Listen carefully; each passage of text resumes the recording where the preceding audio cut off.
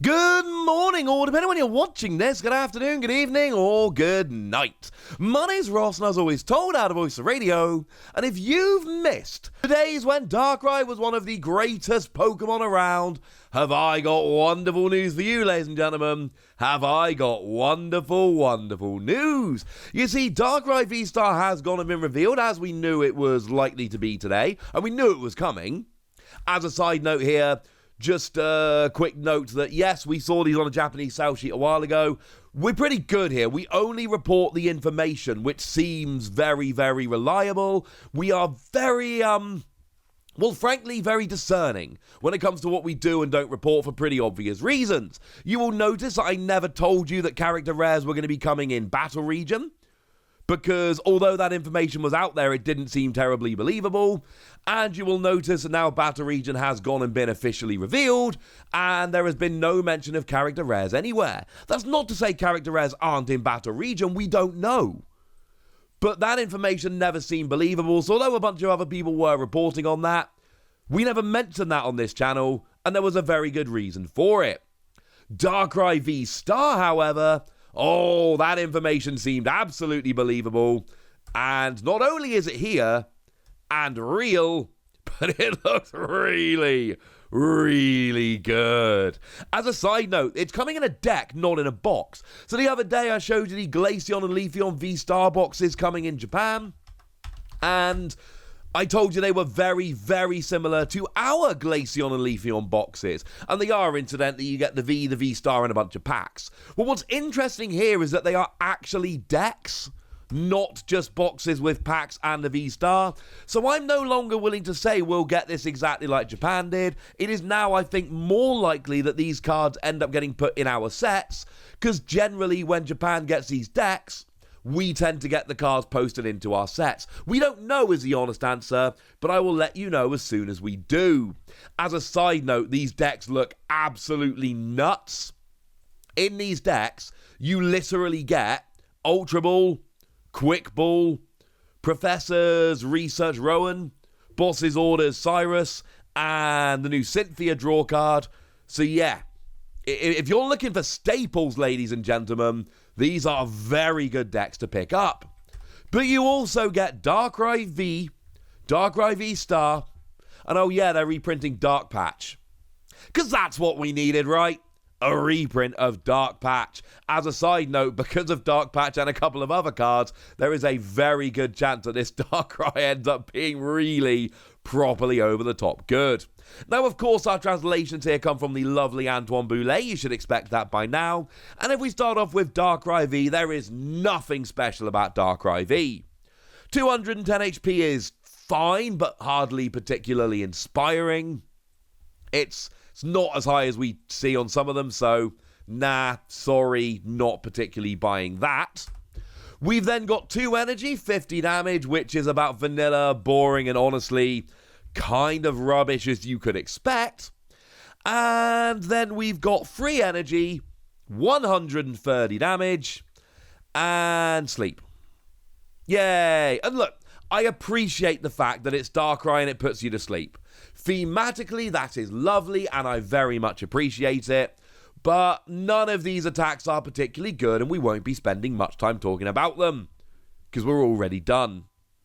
What is very, very good, however, is the V-Star. There's also a new Hooper, we might mention that in a minute. So, Darkrai V-Star, 270 HP, which is about right for a V-Star. It's up there. It's higher than a bunch we've seen.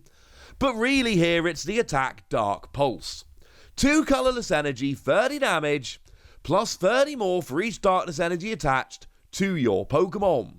For what it's worth, this is just a souped up version of the Darkrai EX from Breakpoint, that for 2 colorless energy did 20 damage, plus 20 more for each darkness energy attached to all of your Pokemon. This is 30 plus 30, not 20 plus 20, but obviously HPs have risen a lot since Breakpoint came out, so it's basically the same kind of thing. The good news is, we know that Darkrai from Breakpoint was good. We know that for an absolute fact, because it was. You just needed to get a whole bunch of energy onto the field. One side note, of course, here that is really, really important about this is that you only need 2 energy on your active Darkrai. What that means is you can spread your energy around the field, and sure, when Darkrai goes down, you'll lose 2 energy, but you won't lose all of your energy, which means it will be much, much easier at this stage to get a new Darkrai up and rolling, to get enough energy on to be really smashing and doing big damage. That is clearly brilliant and awesome and wonderful and lovely, and we love it. Darkrai VSTAR could be great. But then again, you know, that old Darkrai from Breakpoint wasn't just good on its own, it was good because we had Dark Patch, which accelerated a darkness energy from your discard pile to your bench. Very much like Metal Saucer. And it's weird because when we introduced Metal Saucer, we're like, hey, it's like Aqua Patch. And when we introduced Aqua Patch, we were like, hey, it's like Dark Patch. And now there's so many newer players that weren't around when Dark Patch was a thing. Although to be fair, it's still legal and expanded, so a bunch of people might know it from that. But now I'm referring to Dark Patch as being like Metal Saucer. We've gone full circle and it's a little bit weird. But you also had Darkrai GX that could get itself out of the discard pile onto the bench and attach a Darkness Energy, and we had ways to get the energy on, is my point.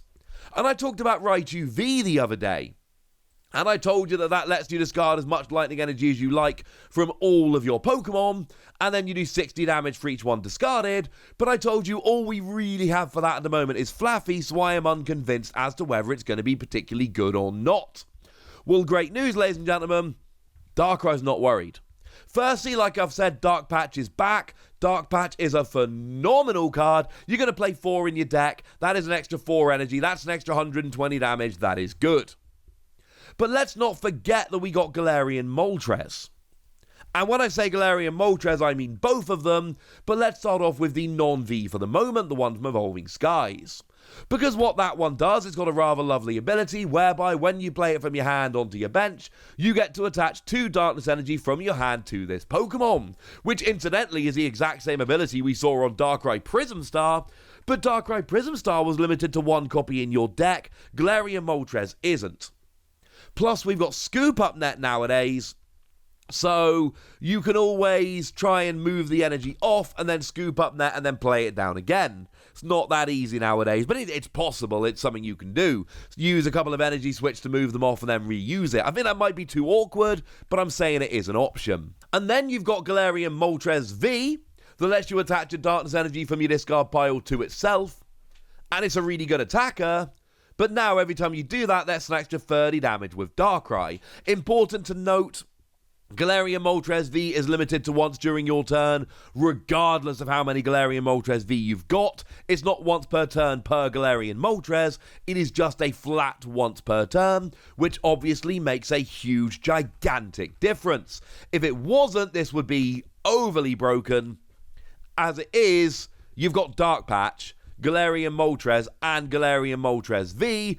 Let's not go pretending here that this is not going to be that easy to get the energy on. It really is. And this is going to build up very quickly. If you get 5 energy on, and that's all of your Pokemon in total, that's 180 damage. Which is enough to get your support Pokemon things like Crobat.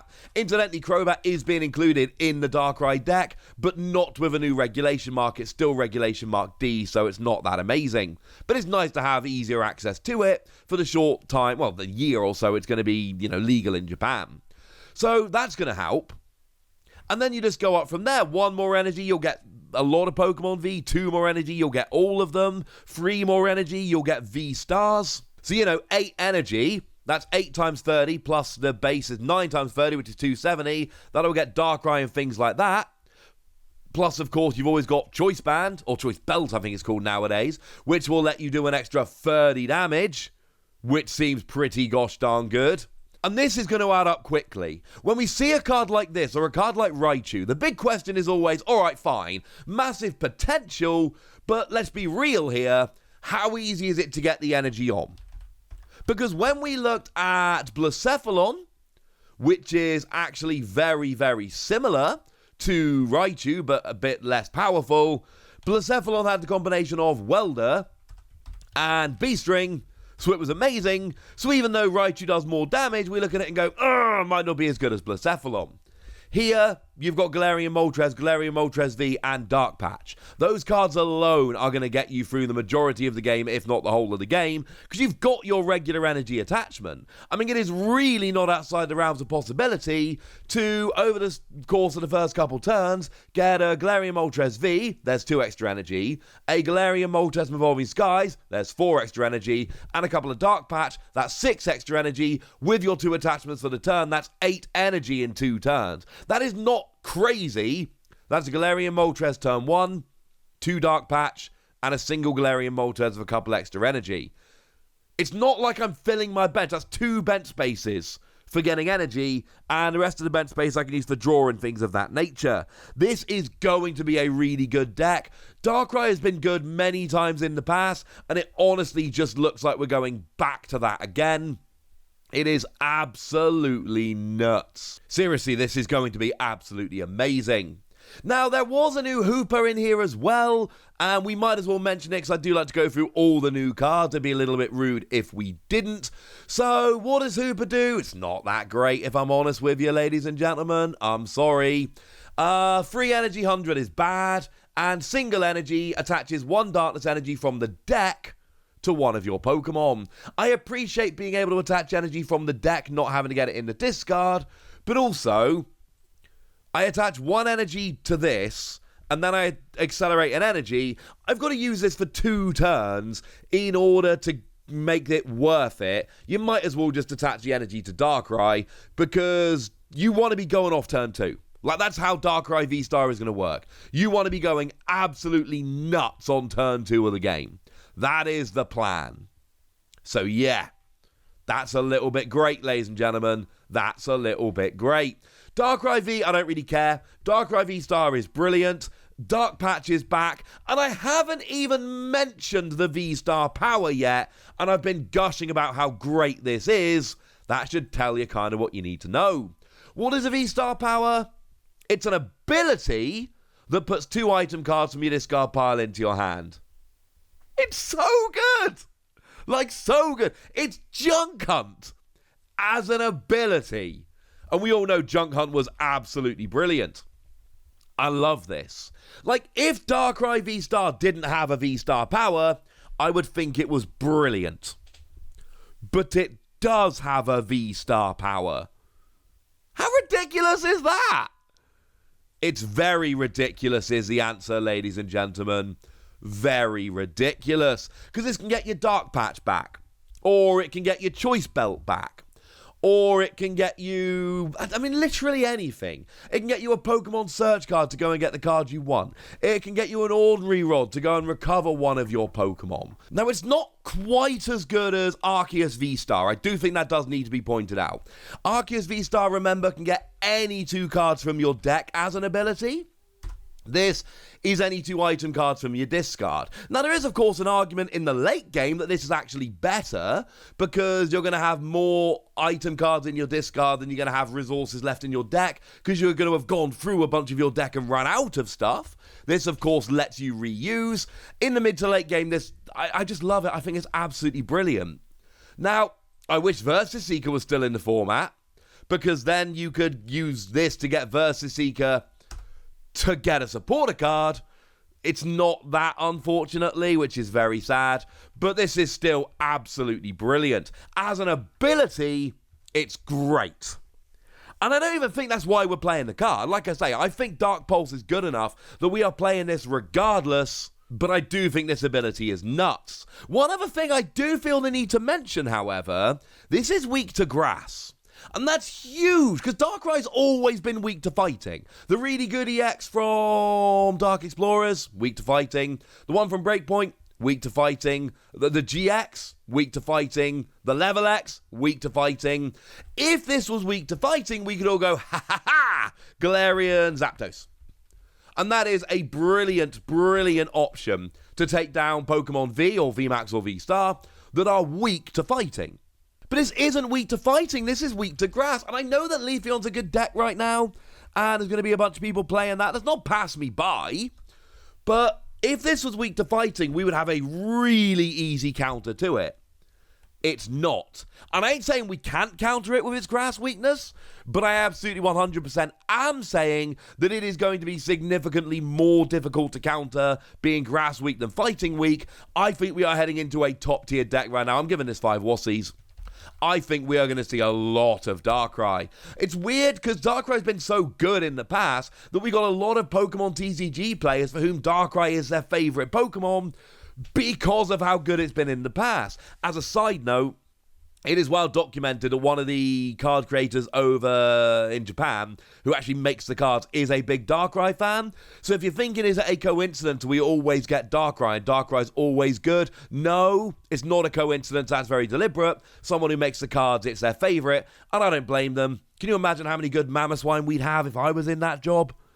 But yeah, I think this is a card we are going to see over and over again. But I want to know what you think. Am I over-egging this? Am I saying this is way better than it is? Or should we all be worried that Darkrai's back, baby? Let me know in the comment section. Go nuts! Be nice!